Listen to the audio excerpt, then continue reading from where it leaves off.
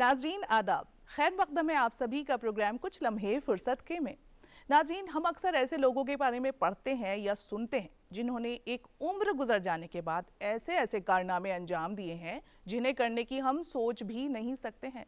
ख़ास तौर से हम ख़वातीन की बात करें तो घर के कामकाज में उलझकर उनकी उम्र गुजरती जाती है और फिर एक ऐसे उम्र के पड़ाव पर पहुंचती हैं जब उनसे कुछ कहा या सुना जाता है कि भाई ये काम कर लो, तो उनका जवाब होता है कि अब हमारी सीखने की या कुछ पढ़ने की उम्र नहीं रही, ये तो बच्चों की बातें हैं, बस यही कहकर हम रह जाते हैं।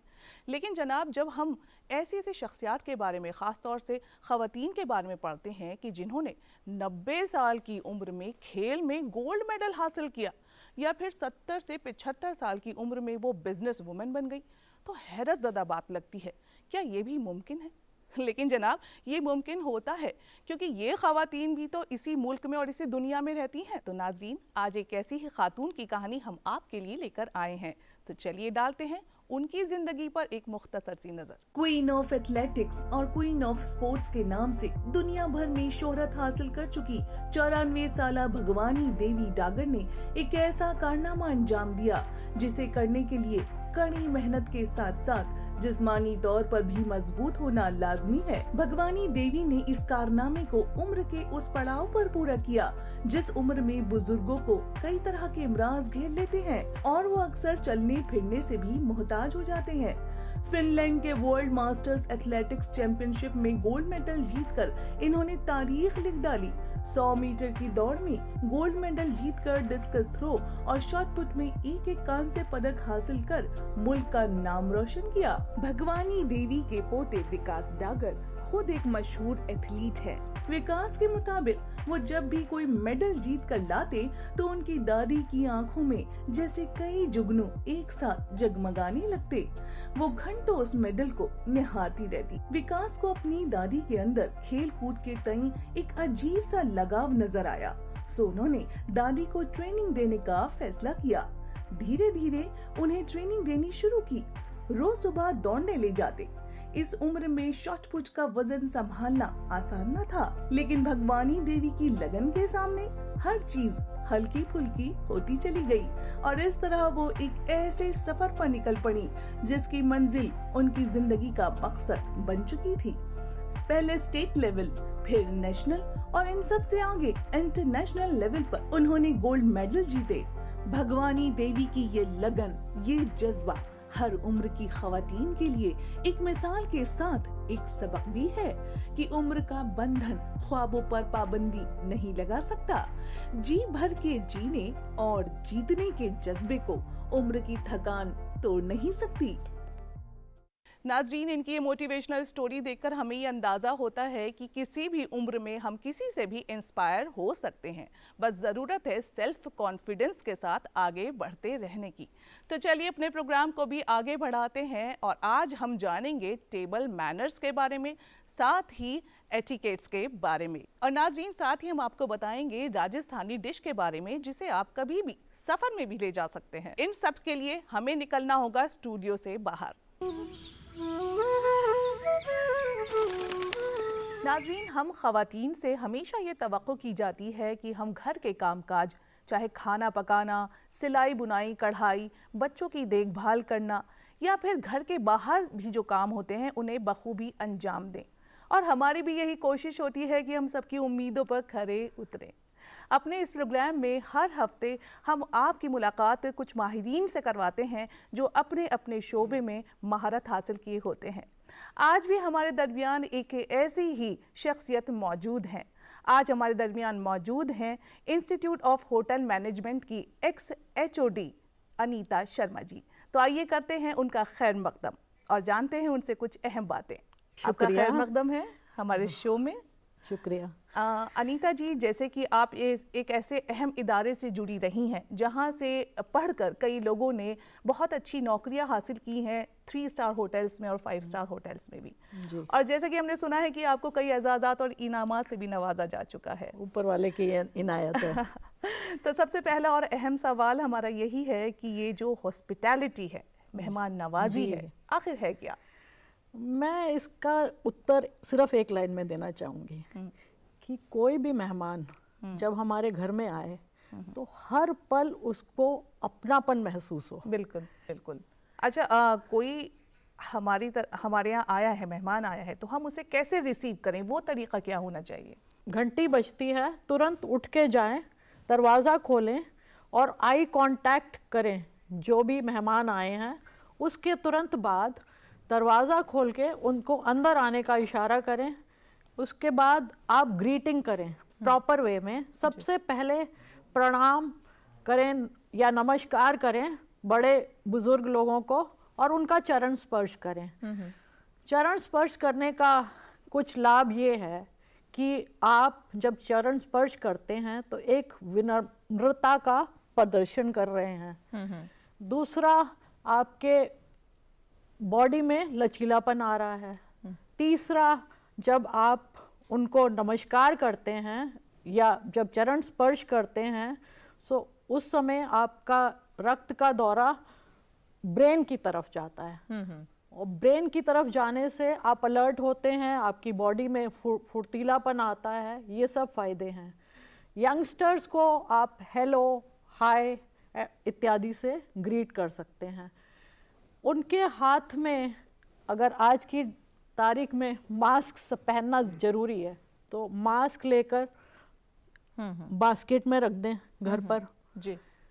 या अगर आपके घर में हैंगर या कोई जगह है एंट्रेंस पे, वहाँ पर आप टांग दें। बिल्कुल।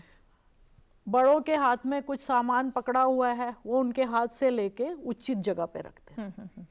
जी। ये बहुत इम्पॉर्टेंट है कि आप उनको पहले ही नज़रिए में एक अपनापन फील करा रहे हैं। उसकी फीलिंग उनको आनी चाहिए, अपनेपन की फीलिंग आनी चाहिए कि आप उनका ध्यान रख रहे हैं। ध्यान रखने। और इसमें जो एक इम्पॉर्टेंट बात है वो ये है अनीता जी कि ये जो हमारी वैल्यूज़ हैं कहीं ना कहीं हमारी सेहत को भी मुतासर करती हैं, जैसे कि आपने चरण स्पर्श के बारे में बताया। जी। अच्छा अनीता जी, अगर आगे बढ़ें तो अक्सर क्या होता है जब हमारे यहाँ मेहमान आते हैं और हमारे यहाँ कोई कारपेट बिछा हुआ है तो वो लोग ये सोचते हैं कि हम अपने जूते उतार के अंदर जाएं, या मतलब कन्फ्यूज़न एक रहती है और खड़े भी रहते हैं कि कैसे जाएं, कैसे करें अंदर जाएं। तो ऐसे में कैसे उनको रिसीव करना चाहिए मेहमानों को? सब जैसे कि मैंने कहा कि आई कांटेक्ट बहुत इम्पोर्टेंट है।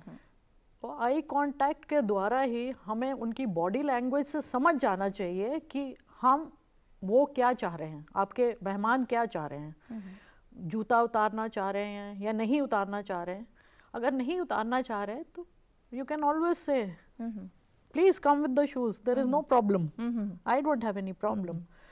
पर अगर मेहमानों के नज़रिए से हम देखें तो मेहमान को भी सेंसिटिव होना चाहिए आपके प्रति कि वो जूता उतारें। हम बोले नहीं नहीं कोई प्रॉब्लम नहीं है, जी जी, मैं जूता उतार के ही आ सकती हूँ या आ सकता हूँ।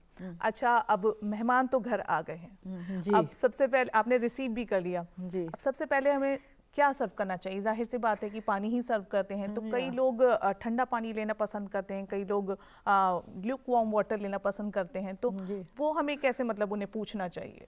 जी सबसे पहले तो आप जैसे ही वो बैठ जाएं तो उनको आप ये ज़रूर कहें कि ये हमारी खुश नसीबी है कि आप हमारे घर में आए। कोई बहुत समय के बाद आया है तो आप ये बोलें कि बहुत समय बाद दर्शन हुए आपके और बहुत अच्छा लग रहा है हमें कि आप आए, आपने कुछ समय निकाल करके, अपना प्रेशियस टाइम निकाल करके हमारे घर में आए हैं। ये बहुत अच्छी फीलिंग आ रही है मेरे को, ये हमारे को ये बोलना बहुत ज़रूरी है।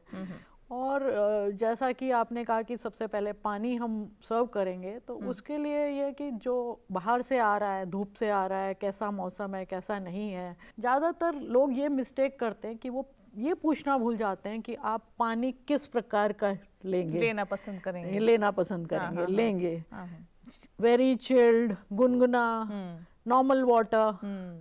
और टू ऐड फर्दर मैं ये कहना चाहूँगी एक दूसरे प्रकार का वाटर जो काफ़ी लोगों के घरों में होता है, आर्टिसो water, that also you can serve, वो भी आप सर्व कर सकते हैं।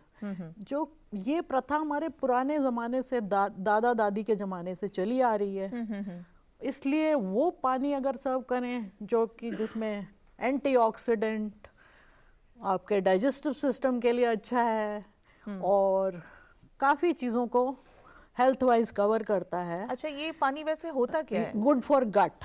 अच्छा, मैं अभी उसी पर आने वाली थी। जी जी।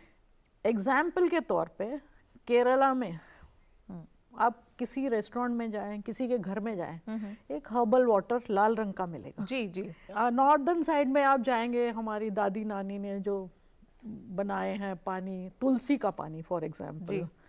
वो इन्फ्लेमेशन के लिए अच्छा है, बुखार, जुकाम, खांसी, एंटीऑक्सीडेंट, गुड फॉर डाइजेशन। तो वो पानी भी आप सर्व कर सकते हैं। जी।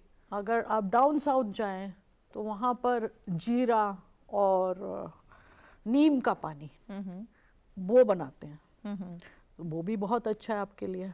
तो ये एक टिप मैं देना चाहूँगी कि आप उबालें, उसमें एसेंशियल ऑयल्स तो उड़ के चले गए सही। और उसमें आपने ठंडा पानी मिला दिया, वो तुरंत तैयार हो गया। वो एक इंस्टेंट मेथड है।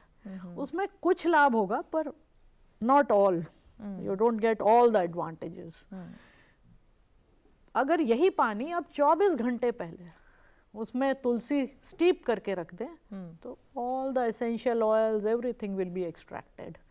सो इस तरह के पानी बनाने की विधि, जहाँ पर भी आप पत्ता इस्तेमाल कर रहे हैं या शेविंग्स इस्तेमाल कर रहे हैं, तो मेरा ये खुद का सोचना है कि आप 24 घंटे पहले बना के रखें। अनीता जी, अब ये पानी तो सर्व हो गया, जूस और कोल्ड ड्रिंक भी पूछ ली गई जी। इसके बाद एक लंबा गैप भी हम लोग ले लेते हैं, मेहमान आए हुए हैं, बातों में लग गए हैं, तो नाश्ता लगवाने में काफ़ी टाइम ले लेते हैं। तो इसमें हम कितना, मतलब हमें गैप होना चाहिए नाश्ता लगाने तक?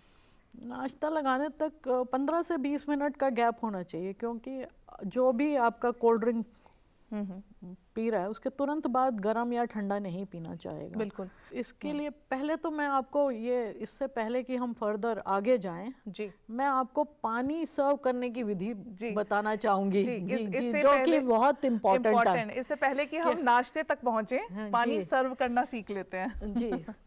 अगर आपने पानी फॉर एग्जाम्पल सर्व करना है तो इसका वेटर्स क्लॉथ का एक पैड बना लेते हैं और अबाउट दिस मच लेवल तक पानी सर्व करें जी, अप टू द ब्रिम नहीं। This is the correct way of serving water. और राइट हैंड से सर्व करें, राइट हैंड साइड से सर्व करें। जो ग्लास है मेहमान के राइट हैंड पे होना चाहिए। अच्छा। उसका कारण ये है कि आप most of the people are right handed, तो जब ग्लास उठाएंगे तो राइट हैंड से ही उठाएंगे। और साथ ही साथ मैं आपको ग्लास उठाने की विधि भी बता देती हूँ। यहाँ पर मैं 3 उंगलियों का इस्तेमाल कर रही हूँ और बेस से पकड़ें, ताकि आप रेस्ट जो पीने का एरिया है, ब्रिम एरिया, उसको कंटामिनेट नहीं करते हैं। जी जी। तो एक ये सर्विस का स्टाइल हो गया। और यही एक हम कोस्टर इस्तेमाल कर सकते हैं। ये आप नीचे रख सकते हैं, तो जो कंडेंसेशन होगा वो इसी पे जमा होगा जी। जो आपकी बूंदें ठंडे पानी की जमा होंगी। तो ये एक स्टाइल हो गया सर्विस का। दूसरा, अगर हम बोतल से सर्व कर रहे हैं, फॉर एग्जाम्पल ये बोतल पड़ी है मेरे पास जी, और इससे मैं सर्व कर रही हूँ, तो मुझे बोतल को ऐसे पकड़ना है। Okay. This is the best way to hold the bottle. आप पानी पोर करें, बोतल से सर्व करने में इसको ऐसे ट्विस्ट कर लें। जब आपने ऐसे ट्विस्ट किया तो बूंदे टेबल पर नहीं गिरेंगी। तो ये एक स्टाइल है। उसके बाद जनरली क्या है कि हम पानी सर्व करने के बाद एक ट्रेडिशन है कि हमारे यहाँ पर पहले ठंडा सर्व करते हैं, फिर गरम सर्व करते हैं। तो उसी के लिए मैंने ये जूस मंगाया हुआ है और अच्छा। इसको भी हम बोतल से थोड़ा सा स्टाइल में सर्व करके बताएंगे जी। और मैं जो आपको स्टाइल बता रही हूँ थोड़ा इंडियन स्टाइल विलायती स्टाइल दोनों का मिश्रण मिक्स है। जी, और हाइजीन स्टैंडर्ड भी फॉलो कर रहे हैं। ये हमने बोतल खोली, उसके बाद हमें इसको पकड़कर मेहमान के सामने ही ये इसको वाइप कर लें और थोड़ा अंदर से भी कर लें। जी जी, और उसके बाद जो मैंने स्टाइल बताया है उसी स्टाइल से आप ये ट्विस्ट करके आप जब उनके सामने सर्व साफ करके और हाइजीनिक वे में सर्व कर रहे हैं तो उस समय आपका अलग ही फील आता है। जी जी, बहुत ही अच्छे से आपने ये तरीका हमें बताया और मुझे उम्मीद है कि हमारे नाज़रीन इसे समझ भी गए होंगे और इसे फॉलो भी करेंगे। अच्छा, एक और सवाल जो मेरे भी जहन में है और अक्सर आम तौर पर देखा भी जाता है कि जब कोई मेहमान आता है हमारे यहाँ तो जाहिर सी बात है कि हम नाश्ता लगाते हैं उनके सामने। तो ये शायद कुछ पूछना भी अजीब लगे, लेकिन कई बार क्या होता है, नाश्ता ना बच्चे भी होते हैं साथ में तो एकदम उठाने लगते हैं, खाने लगते हैं और प्लेट में कुछ बचता भी नहीं है।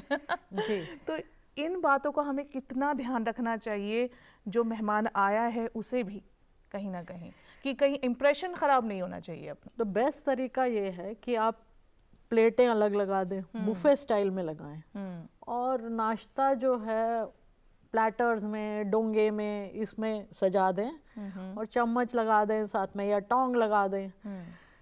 जैसा कि आपने कहा कि सबसे पहले तो ये है कि बच्चे या बूढ़े या सबका अपनी अपनी रिक्वायरमेंट अलग है। किसी को डायबिटीज़ है, किसी को कुछ है, तो उस हिसाब से वो जो चीज़ चाहिए वो ले लेंगे, जिसको जो चाहिए। और वेस्ट भी नहीं होगा। वेस्ट नहीं होगा। और प्लेट जो है, मुझे जो लगता है कि प्लेट खाली छोड़नी चाहिए, बचाना नहीं चाहिए। एक ज़माने में फैशन था कि भाई थोड़ी सी चाय छोड़ दो, थोड़ी सी जूस छोड़ दो स्टाइल दिखाने के लिए। पर आजकल कॉन्सेप्ट ये है कि आपने अगर पूरा ग्रहण कर लिया जो भी परोसा, इसका मतलब ये है कि खाना पसंद आया, स्वादिष्ट लगा और आपको बहुत अच्छा लगा। जी, ये भी एक बात है। अनीता जी, वाकई आज आपने हमारे नाज़रीन को, ख़ास तौर से ख़वातीन को बहुत ही अहम मालूमात फ़राहम की है। और होती तो ये बहुत छोटी छोटी सी बातें हैं जिन्हें हम अपनी रोज़मर्रा की ज़िंदगी में अंजाम भी देते हैं, लेकिन मैंने पहले भी कहा ना कि हर चीज़ का एक तरीक़ा होता है। तो बहुत ही खूबसूरती के साथ आपने हमारे नाज़रीन को ये बताया, ख़ासतौर से ख़वातीन को। लेकिन अनीता जी, अगली बार फिर हम आपको ज़हमत देंगे, कुछ और बातें जानेंगे हॉस्पिटैलिटी से जुड़ी और एटिकेट से जुड़ी हुई। जी, गोल्डी मीट मटन मसाले, जो आपके हाथ का मटन खाए जिंदगी भर आपका हो जाए। जहाँ जाए रिश्ते बनाए गोल्डी मसाले। नाज़रीन, पिछली दफ़ा हमने आपकी मुलाकात करवाई थी अभिलाषा जी से, जिन्होंने हमें कैर काजू की शाही सब्जी बनाकर दिखाया था और जायकेदार बातें भी की थी। एक मरतबा फिर हम आपको लेकर आए हैं अभिलाषा जी के पास ही। आज भी हम उनसे कुछ जायके की बातें करेंगे और साथ ही कुछ मज़ेदार डिश बनाना सीखेंगे। इस्तकबाल है एक मरतबा फिर से आपका Abhilasha ji. Thank you so much. जैसे कि आपका ये शौक़ है खाना बनाने का, जाहिर सी बात है शौक़ की ओर से आपने परवान भी चढ़ा है, लेकिन कहीं ना कहीं आप घर में रहने वाली उन ख़वातीन के लिए एक इंस्पिरेशन भी है, क्योंकि आपने इसे कमाई का ज़रिया भी बनाया है। तो क्या पैगाम देना चाहेंगी आप उन ख़वातीन को? मेरा ये कहना है कि जो भी आपके शौक़ हैं या जो आपका पैशन है, आप और हर इंसान को जो भी अपना शौक़ है उसको ज़रूर कोशिश करनी चाहिए कि हम उसको करें, भले छोटा हो या बड़ा हो। कोई काम छोटा बड़ा नहीं होता है, लेकिन जो हम शौक, जो हमें पसंद है वो चीज़ करते हैं तो हमें जो सेटिस्फेक्शन मिलता है और जो कॉन्फिडेंस आता है वो एक टोटली डिफरेंट होता है। तो मेरा यही पैगाम है, छोटा ही करें पर स्टार्ट तो करें। और मैं कह रही हूँ ना कि मेहनत और रेगुलर कोई भी चीज़ को करा जाता है तो उसका फॉर्मूला यही है, सक्सेस का यही फॉर्मूला है। जी, पिछली बार तो आपने हमें बहुत ही अच्छी सब्ज़ी बनाकर दिखाया था, इस बार आप हमें क्या नई डिश बनाना सिखाएंगी? एक बहुत ही ट्रेडिशनल डिश है और रीजनल डिश है जिसको कहते हैं हम कोरमे की पूड़ी। अच्छा। तो ये दाल की पूड़ी होती है और राजस्थान के अंदर काफ़ी बनाई जाती है, तो आज मैं वही बना के दिखाने वाली हूँ। तो चलिए अभिलाषा जी आपके किचन में चलते हैं, लेकिन इससे पहले जरा अपनी चाय खत्म कर लें। चले आइए। तो अभिलाषा जी आपके किचन में तो हम आ गए हैं और तैयारी भी बड़ी जोरदार लग रही है। तो हाँ क्या जी। बनाना सिखा रही हैं आप हमें? आज मैं कोरमे की पूड़ी बनाऊंगी। कोरमा जो होता है वो हम हमारे घरों में पहले दाल घर पे दली जाती थी, तो मूंग से दाल बनाई जाती थी, जो साबुत मूंग आता था ना उससे। तो जब वो दाल बनाने के प्रोसेस में जो चूरा बचता था, तो हम आते हैं राजस्थान से और इंडिया से, तो सस्टेनेबिलिटी तो आप जानते हो कि कोई भी चीज वेस्ट करते नहीं है। तो जो चूरा है हम उसकी पूड़ी बनाते हैं। अच्छा। It's like a paratha, actually puri बोलते हैं उसको, कोरमे की पूड़ी। और वो एक तिक का आटा होता है जिसके अंदर हम दाल को जो चूरी है उसको भिगो देते हैं और उसके अंदर नॉर्मल आटे के साथ मसाला मिक्स करके, जैसे हरी मिर्ची, हरा धनिया और लहसुन, ये सब मिक्स करके आटा लगाते हैं और उसके पराठे बनाते हैं। अच्छा, वाह, सुनने में तो बहुत ही जायकेदार लग रहा है। चलिए बना के दिखाइए। आइए। तो जो मैंने आपको दाल की चूरी बताई थी वो इस तरीके की होती है। इसको हमने 1-1.5 घंटा भिगो के रख दिया है पानी के अंदर, और जब भिगो देते हैं हम तो ये ऐसे दाल भीगी हुई है और ऐसे चूरी बन जाती है। अब 1 कप हमने दाल ली है और 1 ही कप हम इसमें आटा लेंगे। ये नॉर्मल आटा है जो हम रेगुलर घर में यूज में लेते हैं। ठीक है। अब मैंने क्या किया है, अदरक और लहसुन का पेस्ट बना के रखा हुआ है। अगर आप लहसुन यूज में नहीं लेते हैं तो आप अवॉइड कर सकते हैं। यहाँ पे ये भी हम इसमें थोड़ा मिक्स करेंगे, और थोड़ी सी हरी मिर्ची बारीक कटी हुई, हरा धनिया बारीक कटा हुआ। और अब हम इसके अंदर मसाले ऐड कर लेंगे। नमक, लाल मिर्च, थोड़ा सा हींग, थोड़ी सी हल्दी, और इसमें हम थोड़ा सा मोयन डालेंगे घी का। और इस सबको अच्छे से मिक्स करके हम इसका आटा लगा के रखेंगे। अब इसको हम जैसे नॉर्मल आटा लगाते हैं घर में वैसे लगाएंगे। 10 मिनट बाद देखिए ये हमारा आटा है, ना ज़्यादा टाइट है ना ज़्यादा सॉफ्ट है। हम इसकी पूड़ी बनाएंगे। तो अब हम इसकी पूड़ी बना रहे हैं कोरमे की। दाल भीग गई है तो इतनी दिक्कत नहीं आएगी इसको बेलने में। देखिए ज़्यादा ना पतली होती है ना ज़्यादा मोटी होती है ये।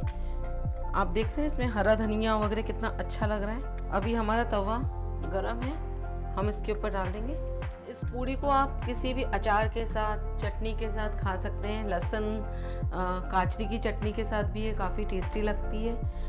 और अगर आप ट्रैवल कर रहे हैं तो ये 2-3 दिन तक पूड़ी ख़राब नहीं होती है। ये देखिए अच्छे से सिक गई है हमारी पूड़ी और खाने को तैयार। अरे भाई वाह अभिलाषा जी, बहुत ही मजेदार खुशबू आ रही है। थैंक यू सो और मच। अब मुझे आप यकीन है कि बहुत जायकेदार होगा। मैं इसे चख सकती हूँ? आप टेस्ट करिए। आप इसको मतलब बच्चों के टिफिन में भी दे सकती हैं, ट्रेन की जर्नी में भी लेके जा सकती हैं। और it is full of nutrition, क्योंकि हरी दाल, मूंग की दाल से बना हुआ है तो फुल ऑफ प्रोटीन्स होता है। टेस्ट करिए आप। और अक्सर हम ब्रेकफास्ट में पराठे बनाते भी हैं, हाँ जी। तो उसमें भी हम इसे खा सकते हैं। बहुत ही जायकेदार, वाकई। Thank you so much. पिछली बार भी जो जायका था वो अभी तक मेरी ज़बान पर है और ये भी रहेगा बहुत दिनों तक। Thank you. तो आप लोग इसे ज़रूर ट्राई करें घर पर। और आपका भी बहुत बहुत शुक्रिया अभिलाषा जी, आपने इतनी अच्छी चीज़ हमें डिश बना कर दिखाई। और कहीं ना कहीं हमारी जो ये घर में बैठी ख़वातीन हैं उनके लिए आप इंस्पिरेशन तो है ही, और ये भी आपने एक पैगाम दिया कि अपने शौक़ को, अपनी सलाहियतों को अपने अंदर दबाएं ना, उसे बाहर निकालें, और कहीं ना कहीं से आप कमा भी सकती हैं, काफ़ी अर्निंग का भी ज़रिया बना सकती हैं। राइट। शुक्रिया आपका। Thank you. डॉक्टर योगिता, अगर आज हम हर घर की बात करें तो कोई ना कोई इंसान किसी न किसी बीमारी से घिरा हुआ है। आप बात करें चाहे शुगर की, चाहे बीपी की, थायराइड की, या फिर आप बात करें अलग अलग किडनी के स्टोन्स भी होते हैं।